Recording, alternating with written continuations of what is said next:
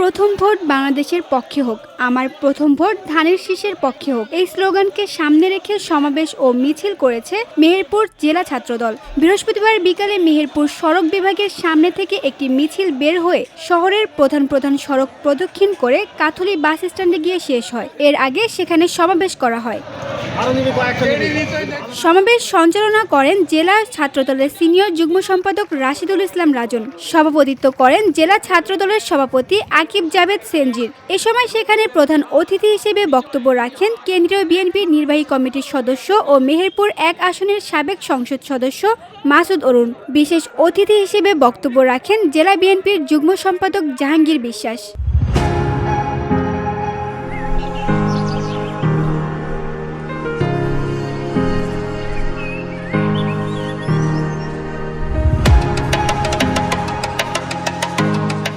বক্তারা বলেন, একটি মহল জুলাই গণ অভ্যুত্থান নিয়ে ষড়যন্ত্র করছে।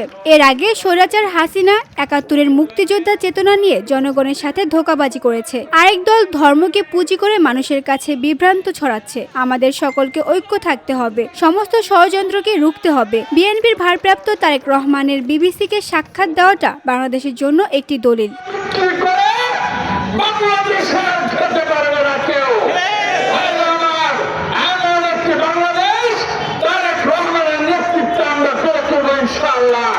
সকল গণতান্ত্রিক শক্তি যারা লড়াই সংগ্রামে আমাদের সাথে ছিলেন, আজ নতুন বাংলাদেশ গড়ার উদ্যোগ করে ভিওডি বাংলা নিউজ ডেস্ক।